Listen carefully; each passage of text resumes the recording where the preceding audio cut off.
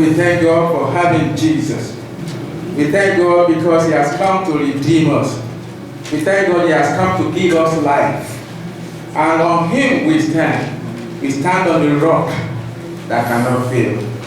Let us bow our heads for prayer. Our blessed Lord, we thank you for our time that we are spending with you. Because any time that is spent with you is not a waste. It's a wonderful, laudable time. And so, Lord, as you speak to us, we pray that you open our hearts to understand.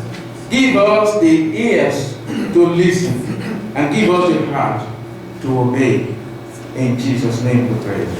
Amen. We are looking at the new birth, a necessity. The new birth is a necessity, and that is what we have seen in the gospel that we read this morning. Looking at the concept of the new birth. Birth is an instance of bringing forth, being born. It's coming into existence. When we come into existence, becoming a member of a family. And when we talk of coming into a family, you will see that it's not just anybody that can be called a member of a family when we talk biologically. When we come into life, we come through a progenitor. And as a progeny, we come out. And there is a link between the progeny and the progenitor. And that is when we talk of DNA. Your DNA cannot be duplicated. You have a DNA that is on the line from where you came. So when we talk of being born, it is just to look at the gene. Your genotype can never be the genotype of any other family.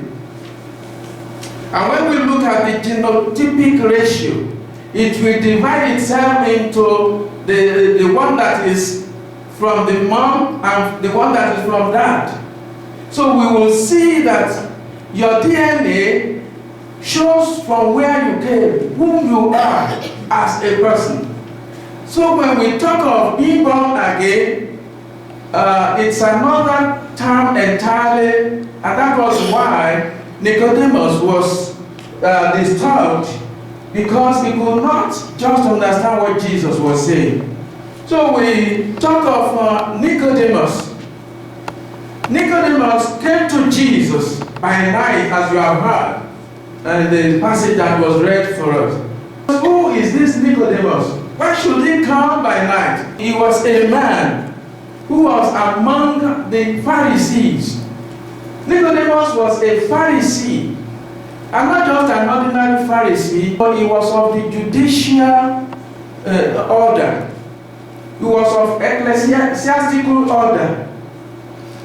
He was known as an important personality in the ranks of the Jewish authorities. So you will see that Nicodemus was not just someone you can say is just an ordinary man. He's not an ordinary man. And perhaps that will be what will inform us why he came to Jesus by night. Because when we look at the Pharisees, they were the ones that were seen as the religious people. And at that time, they looked at Jesus as someone who was a fanatic. Not coming in to show us the law of Moses.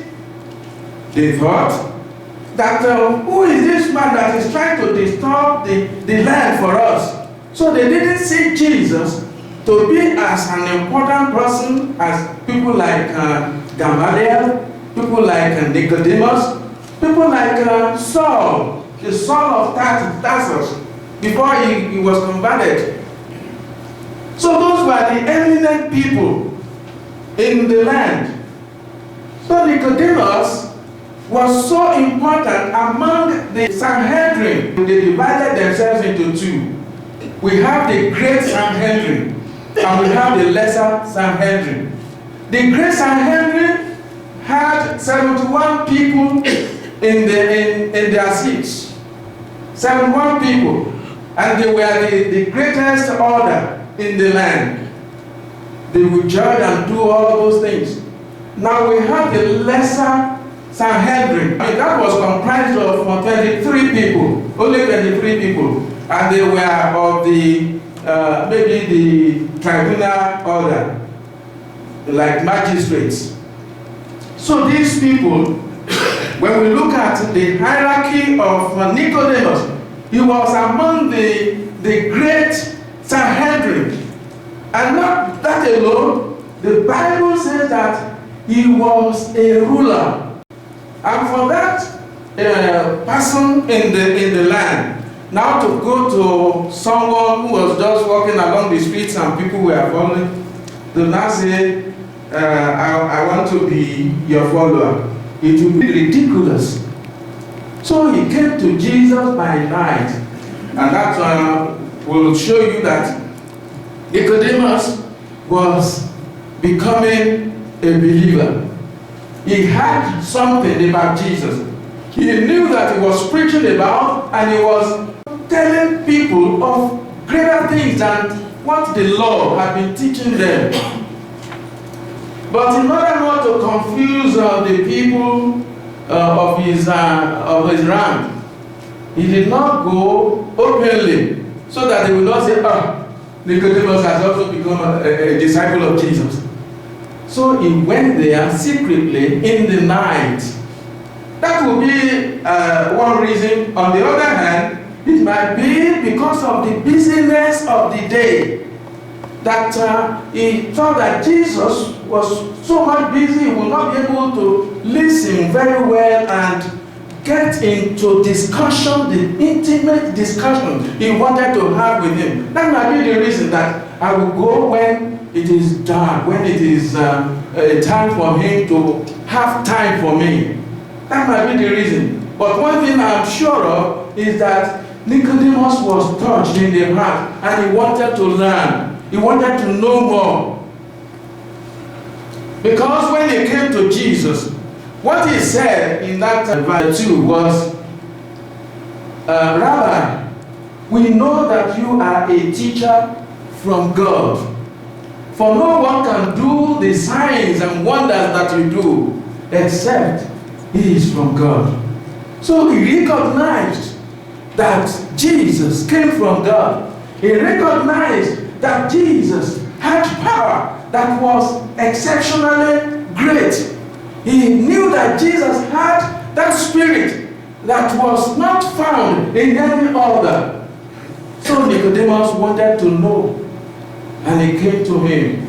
But as he said that opened the way for Jesus to talk. And in verse 3, Jesus said, very truly I tell you, except a man be born or a woman be born again, he or she cannot see the kingdom of God.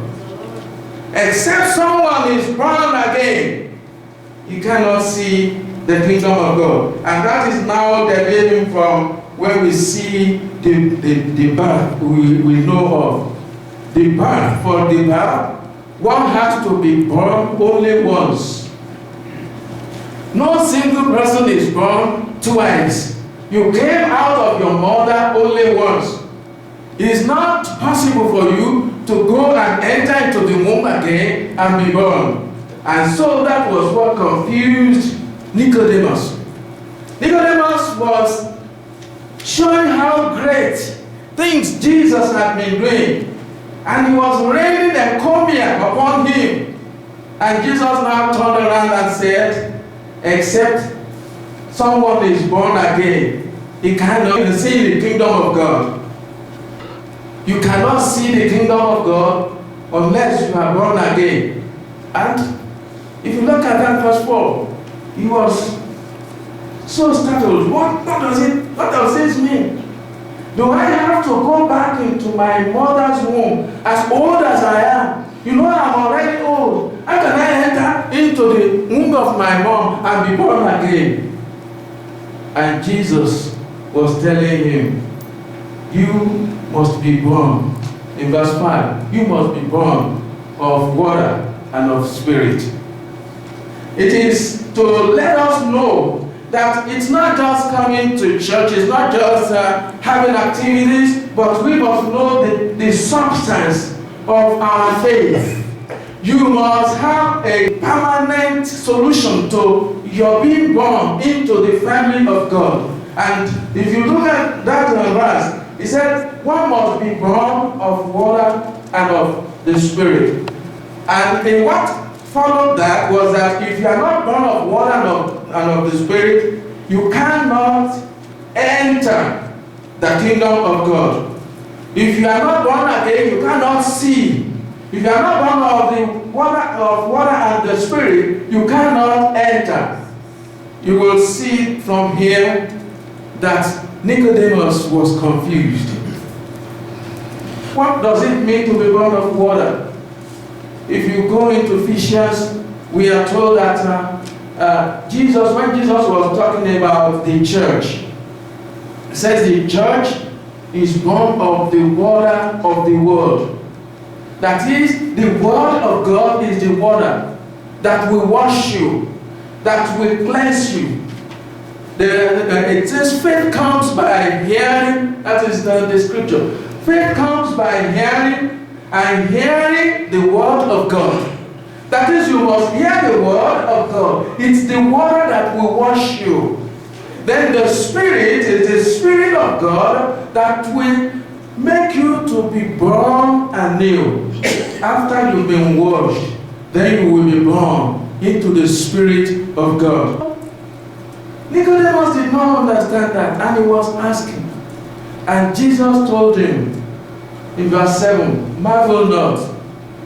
Don't let that one scare you. Marvel not that I said unto you, you must be born again. And he said further, the wind blows from where it is listed and moves to where it's going. And you do not know from where it came, and you will not know from where it was going. Such is somebody that is born again. Somebody that is born. You know, you will be seeing the blowing of the leaves, and you will see the sign that the wind is blowing, but you cannot see the wind. You cannot see the wind. Such is the Spirit. The Spirit is doing the work, and you will see the effect of the Spirit, but you will not see the Spirit with your naked eyes. So Jesus was helping Nicodemus to understand that you need to be born of water and of the Spirit. And when you are born, then you will become a member of the body of Christ. That is, the kingdom of God cannot be yours unless you are born again. It is a special thing that has to be done. It's a vacuum in your heart that has to be filled. You must be born again. Your being born in the first case is your biological birth, coming into the world. You come into existence through biological means. But that does not end it. You need to make a step to be born into the family of God, into the Spirit of God. When you are born again, then your life remains the same no more. You have become a different person entirely. And that was the message that somebody heard one time when I went for a revival. The Spirit of God just spoke to me that if you have Jesus in your life, you will not remain the same. That lady said they didn't touch her. And when she went back, she slept, she couldn't sleep. And she was just hearing, if Jesus will touch me, I will not remain the same. I will not. And later on, she testified of how the word met her, and she became born again. This is a thing that is hard to explain. It's hard. How do I become born again? But it's a simple thing. Jesus has shown us that we need to confess and to accept and to believe and act on the faith that we have. for you to be born again, you need to know yourself as a sinner, which Nicodemus recognized himself, and that was why he came to Jesus. You recognize that everyone on earth is a sinner, and there must be a time when you will meet with the Lord. You will be born again. You will have a new life. You will be redeemed. We have various language that we use for it. But the same thing is what we are saying, that your life must be turned around to the Lord. So when we look at it, Jesus was showing him that you have done well to be knowledgeable, to have not the knowledge of Torah, to have deep knowledge of things around you, but you must have the knowledge of the kingdom of God. It's not enough for you to have activities. It's not enough for you to say, I'm a member of one church or the other. You need to be confident to be able to say, I am a member of the family of God. I know if I leave this world today, I'm going to heaven. You must be sure of that. If you are not sure of that and you are still doubting, it means that you have not gone far. You have not been able to touch the Lord Jesus who is calling you. So Jesus told him that what I have told you is the truth. If you do not believe it, it's because your eyes have not been opened. If your eyes are open, you will know. And he moved further. And he went into verse 14. He says that as Moses lifted the serpent in the wilderness, so must the Son of Man be lifted up, that those who look unto him, those who believe in him, those who have their faith in him, will have eternal life. There is no man, no other man that could say that, because it is what you have that you give. Jesus has eternal life. Jesus has the kingdom, and is calling people into the kingdom. Oh, how I wish you will understand today that you need to be born again. It's a thing that is so common that people don't understand. But being born again is that your life will not remain the same. Amen. You have to turn around and let the devil take his own things, and you will allow the Spirit of God to permeate through your whole life. That is being born again. And that led us to that verse 16, which is very common. For God so loved the world, that he gave his only begotten Son, that whoever believes in him will not perish, but have eternal life. My brother, my sister, my friends, eternal life is at your doorstep. Don't walk away. Oh, that the door will be open for you this morning. It's a special morning indeed, for you to have this message, for you to hear this word that has been prompted by the coming of Nicodemus to the presence of Jesus.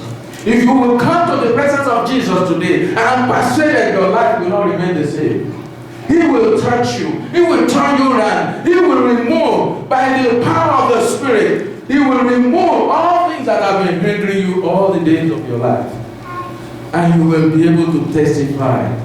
Your life will become different. The frowning face will become a smiling face, a joyful heart. You will no longer continue to think about the past, the sorrows of the past. You will no longer continue to dwell in the past. You will not be in the Lenten season. You will be in the resurrection season. You will come to Easter. You are looking towards Easter now. You can have your Easter from here. You know, when we begin to look at the Good Friday, many people, the stage where they are is the stage of Good Friday. And when we talk of Good Friday, oh, they crucified my Lord. They crucified Jesus and we weep. But joy will come into your heart if you are living in the realms of Easter. If you live in the realm of the resurrection of Jesus, it will be a different thing. You can begin to live that from here. For God so loved, love gives. Love gives. For God so loved the world.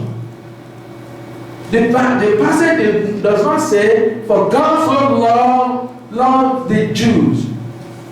The passage does not say, for God so loved the Sanhedrin.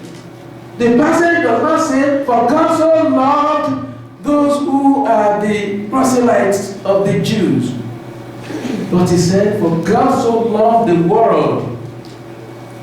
The world includes you, includes me.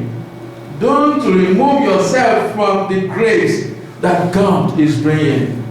We don't take things for granted. We've been coming together, we've been smiling together, we've been studying together. It doesn't matter. Working together is not the fact of going to heaven. Let's gather together is not a thing of heavenly work. But each individual, we have the ticket. You have the visa that will take you there. If you are among many people, no matter how many people you are gathering with, if you don't have the visa, when it comes to entering into the plane, they will single you out and say, you are not ready to go with us. So you need a visa today. You need Jesus. You need to confess. You need to accept. These are the steps you take. You recognize you are a sinner. You don't brag about that, but you come in penitent and say, Lord, forgive me my sins. I'm ready to yield unto you. Not that alone, you say, Lord, I accept you as my Lord and Savior. Take me to yourself. And by faith, because in Romans chapter 2 verse 8 it says that by faith you are saved. You are by grace you are saved through faith. That is not your own, but it is the gift of God. So you receive the gift by acting on faith. Take the grace and act on the grace. And by faith, you will believe that I am born again. And you begin to see your life as a different thing entirely.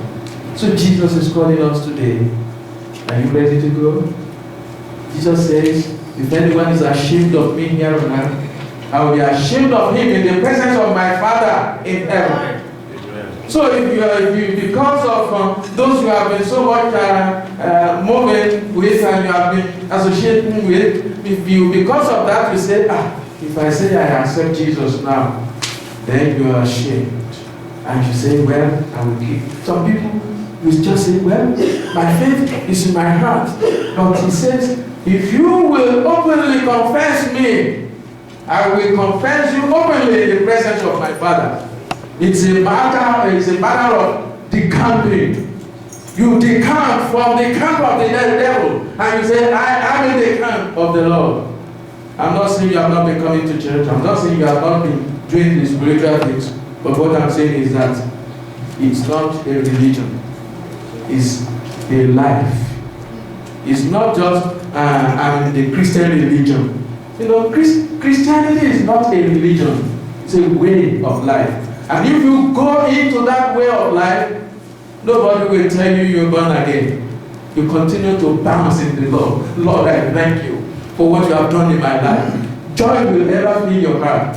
There may be things surrounding you that may make you to feel sorrowful, but the joy that is in your heart will not be taken away. You will continue to rejoice because there is nothing we brought into this world, and it is definite that we will not take anything out of it. So whatever happens, we are in the journey. We continue the journey. So my brother, my sister, my friends, this is a loaf of bread that God has for you today. Accept Jesus into your heart, and you will have the joy of testifying. And Nicodemus, he got the blessing. There are various ways in the scripture that show that Nicodemus was born again. Even when Jesus died, he brought perfume for him. That is what is showing us that he was a secret disciple, but he came to know the Lord. He came and was saved. You also, you can have a testimony from today in the name of Jesus.